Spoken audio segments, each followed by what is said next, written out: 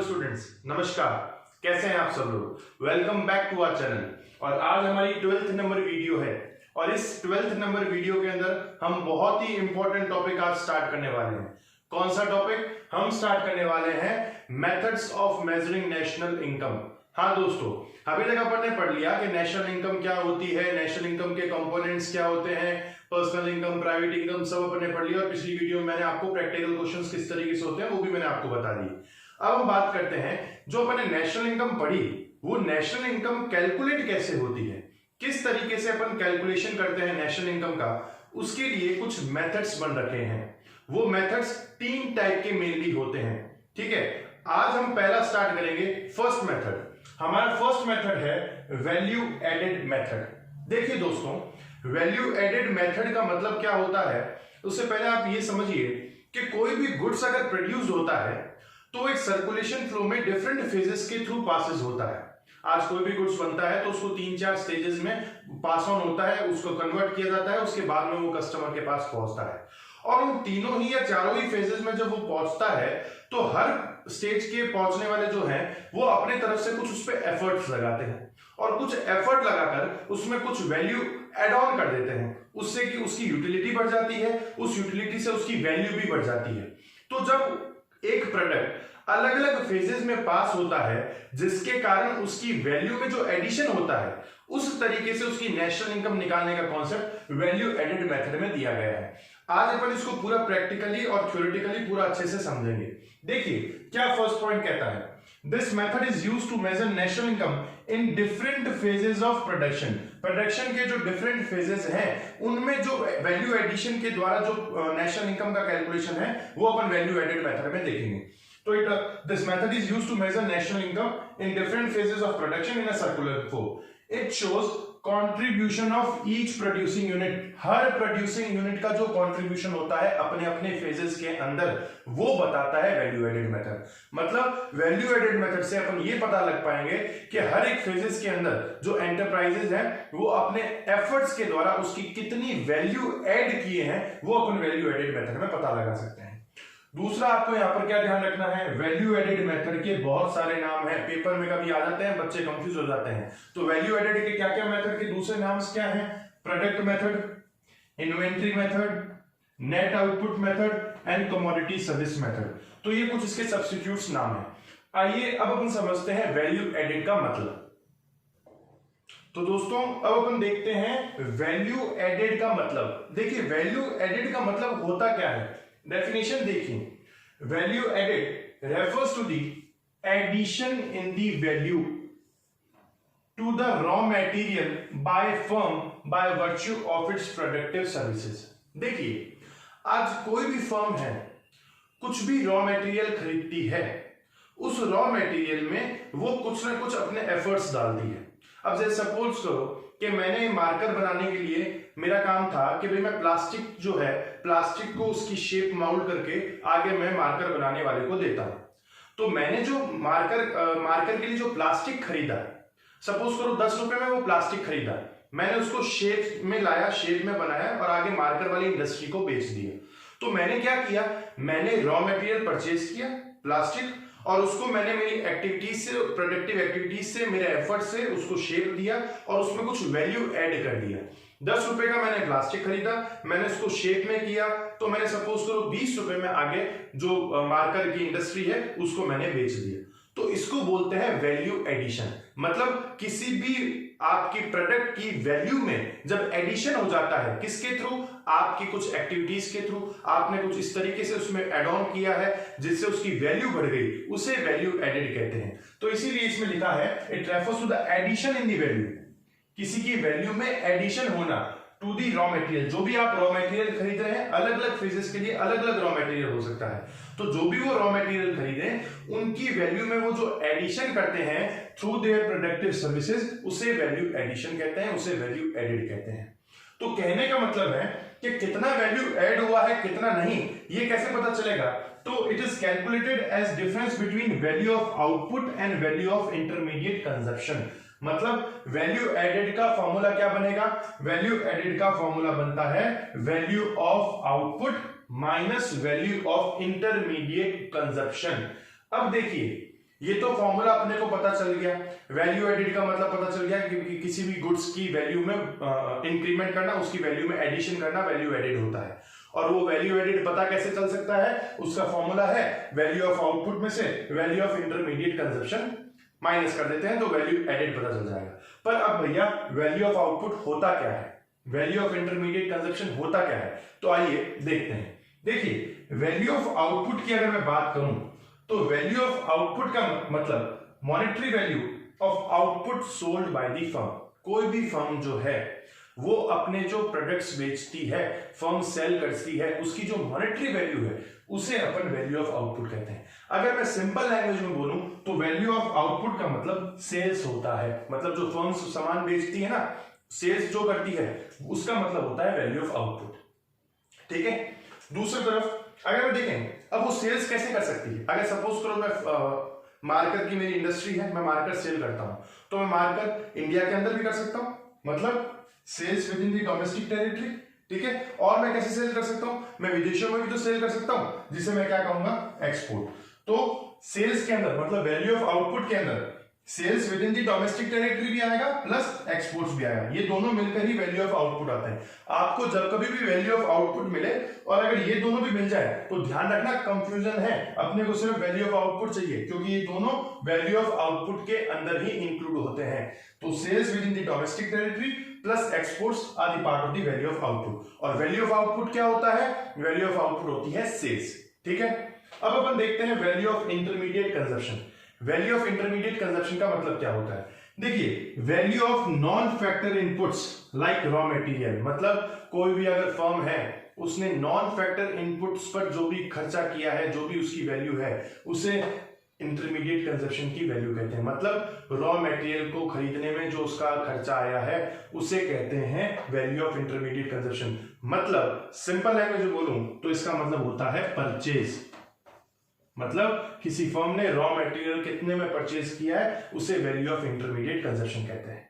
देखो value of output मतलब sales, value of intermediate consumption मतलब नॉन फैक्टर इनपुट्स का जो परचेज किया, मतलब रॉ मटेरियल वगैरह जो परचेज किया है, मतलब परचेज की जो वैल्यू होती है उसे वैल्यू ऑफ इंटरमीडिएट कंजप्शन कहते हैं। ठीक है। अब मैं परचेज कैसे कर सकता हूं, मैं परचेज डोमेस्टिक टेरिटरी के अंदर भी कर सकता हूं और मैं बाहर से भी परचेज कर सकता हूं। तो इस वैल्यू ऑफ इंटरमीडिएट कंजप्शन के अंदर दो चीजें इंक्लूड है, एक purchase of raw material with in the domestic territory, मतलब मैं भारत के अंदर ही कुछ परचेज कर सकता हूं, या फिर मैं बाहर विदेशों से परचेज कर सकता हूं, बाहर से मंगा सकता हूं, जिसे अपन क्या बोलते हैं इंपोर्ट्स।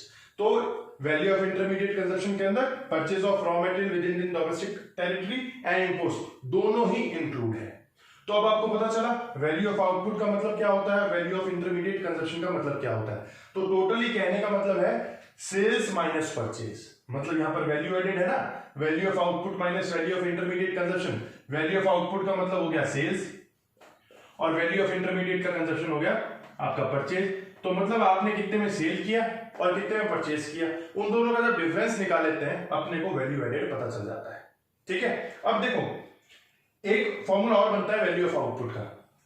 कभी कभी क्या होता है अपने पास स्टॉक पड़ा रह जाता है, पिछले साल अपन ने सपोज करो अभी 2020 है, 2019 में जो माल है अब मैंने मार्कर बेचे उसमें से 50 एक मार्कर बच गए, मतलब क्लोजिंग स्टॉक बच गया, तो वो इस साल अपन बेचेंगे। इस साल ओपनिंग स्टॉक हो गया अपना, कुछ इस साल का अपना स्टॉक बच जाता है क्लोजिंग स्टॉक, तो वो सेल्स में इंक्लूड होगा।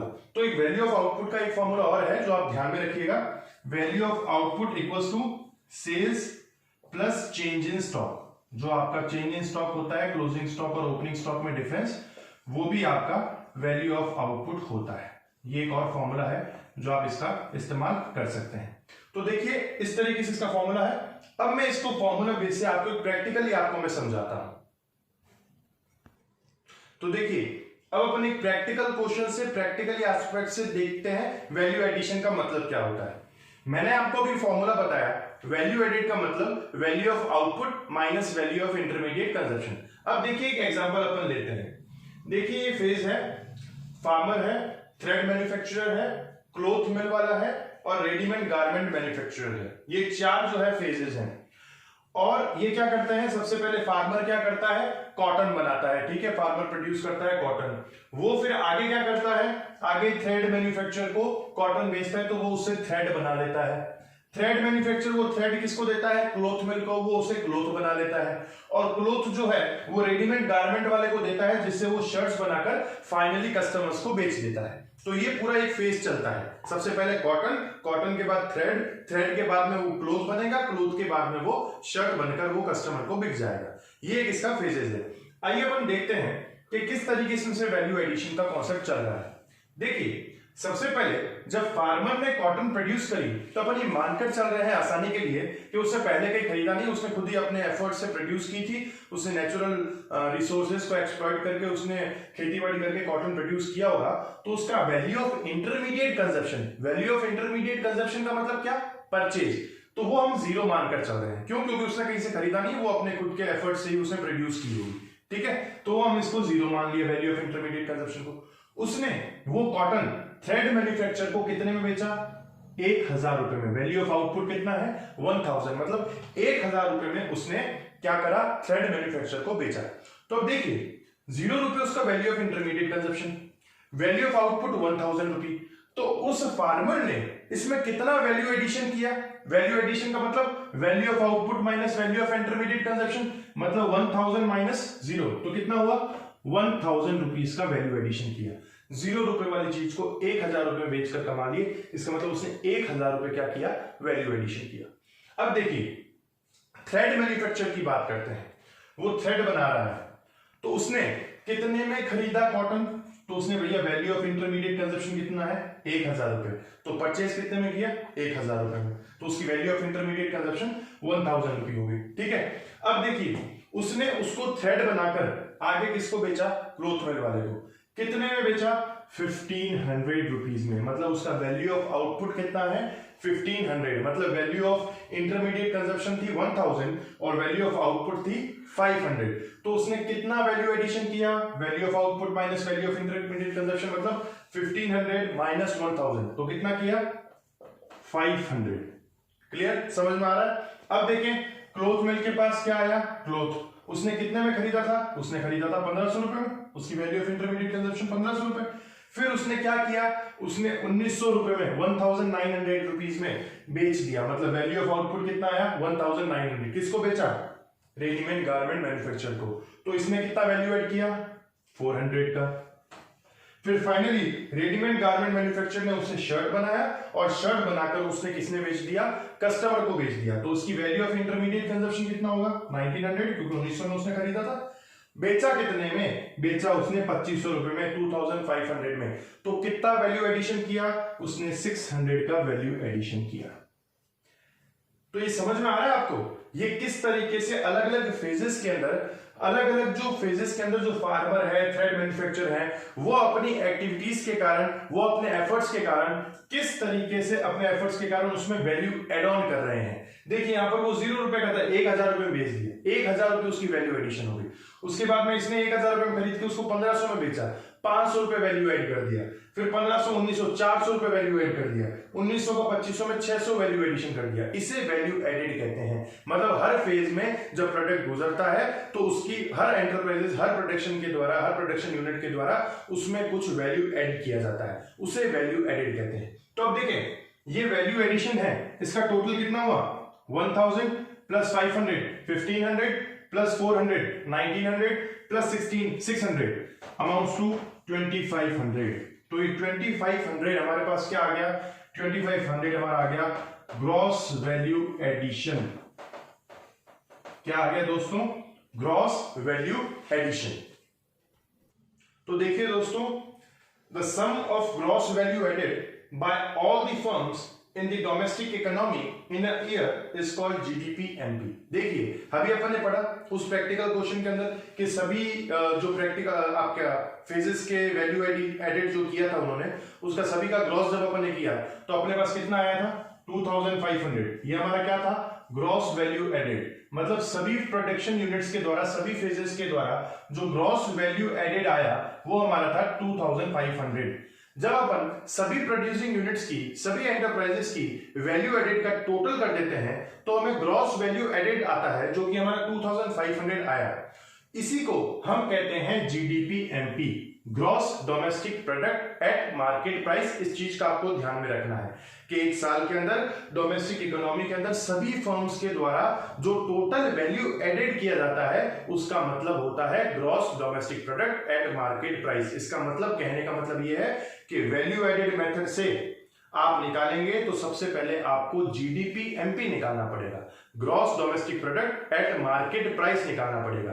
तो देखिए 2500 था, वो हमारा क्या हो गया, जीडीपी एमपी हो गया। इसका मतलब कि जीडीपी एमपी का मतलब sigma of gross value added, सभी यूनिट्स की, सभी एंटरप्राइजेस की, सभी फेजेस की जो ग्रॉस वैल्यू एडेड है, जब हम सबको ऐड कर देते हैं तो उसे अपने को जीडीपी एमपी मिल जाएगी। ये चीज आप ध्यान रखना, ये इंपॉर्टेंट बात है इस मेथड के अंदर। मतलब कहने का मतलब है ग्रॉस वैल्यू एडेड मेथड से जीडीपी एमपी निकलता है, इस चीज का आपको ध्यान में रखना है। पर आप बोलोगे सर हम तो नेशनल इनकम का मेथड पढ़ रहे हैं, आपने तो बोला वैल्यू एडेड मेथड से नेशनल इनकम निकलेगी, और नेशनल इनकम तो निकली नहीं। नेशनल इनकम का मतलब होता है एनएनपीएफसी, आपने तो जीडीपी एमपी का ही बताया, तो बताएंगे, रुक जाओ।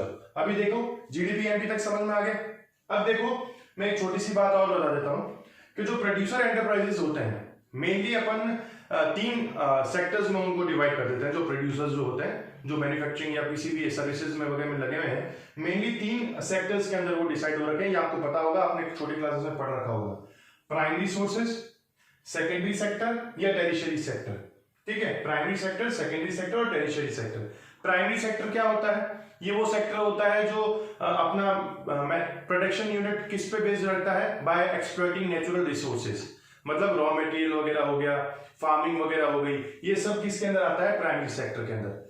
दूसरा सेकेंडरी सेक्टर में बात करूं तो सेकेंडरी सेक्टर काम करता है ट्रांसफॉर्मेशन का। ट्रांसफॉर्मेशन का मतलब रॉ मटेरियल को फिनिश गुड्स में जो कन्वर्ट करने की मैन्युफैक्चरिंग यूनिट्स हैं, वो सभी किसके अंदर आएंगी, सेकेंडरी सेक्टर में। और टेरिशरी सेक्टर की अगर मैं बात करूं तो टेरिशरी सेक्टर के अंदर वो सभी मैन्युफैक्चरिंग यूनिट्स वो इंक्लूड है जो सर्विसेज का काम कर रही हैं, जो सर्विसेज देने का काम करती है। तो कहने का मतलब ये है कि तीन प्रकार के प्रोड्यूसर सेक्टर्स होते हैं, primary sector, secondary sector, tertiary sector. जब कभी भी अपने को ग्रॉस वैल्यू एडेड मेथड के द्वारा अपने को हर एक सेक्टर का अलग अलग डाटा दे रखा हो, तो अपन क्या करेंगे, पहले इसका जीवीए निकालेंगे, प्राइमरी सेक्टर का ग्रॉस वैल्यू एडेड निकालेंगे, सेकेंडरी सेक्टर का ग्रॉस वैल्यू एडेड निकालेंगे और टेरिशरी सेक्टर का ग्रॉस वैल्यू एडेड निकालेंगे।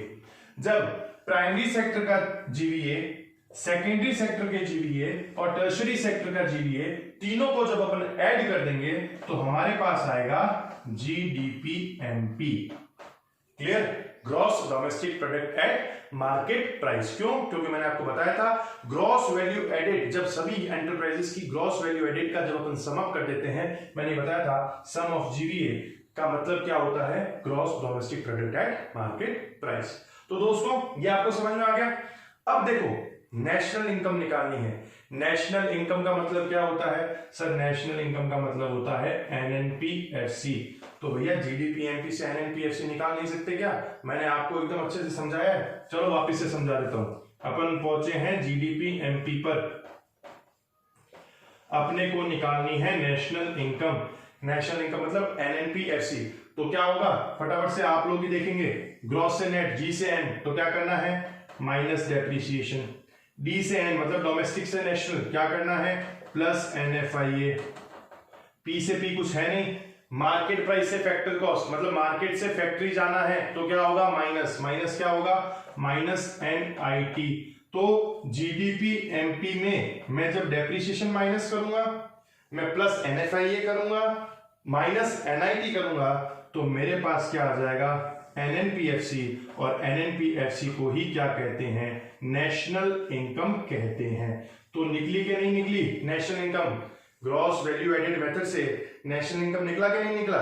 तो यही पूरा मेथड है। ग्रॉस वैल्यू एडेड मेथड में हमें यह ध्यान में रखना है कि हर एक प्रोडक्शन यूनिट में, हर एक प्रोडक्शन यूनिट के द्वारा कितना वैल्यू एडेड हुआ है, उन सभी वैल्यू एडेड को जब अपन टोटल करेंगे, जब उनका ग्रॉस वैल्यू एडेड करेंगे, तो वो हमारा हो जाता है जीडीपी एमपी। और जीडीपी एमपी से एनएनपीएफसी पर कैसे आना है, ये हमको पता ही है। तो दोस्तों अब एक लास्ट टॉपिक आपको ध्यान में रखना है कि वैल्यू एडेड मेथड के हिसाब से जब अपन नेशनल इनकम कैलकुलेट करें, तो अपने को कुछ चीजों का ध्यान में रखना है। कौन से आइटम्स इंक्लूड होंगे, कौन से आइटम्स इंक्लूड नहीं होंगे, क्या प्रिकॉशंस अपने को रखनी है, ये मैं आपको बता देता हूं।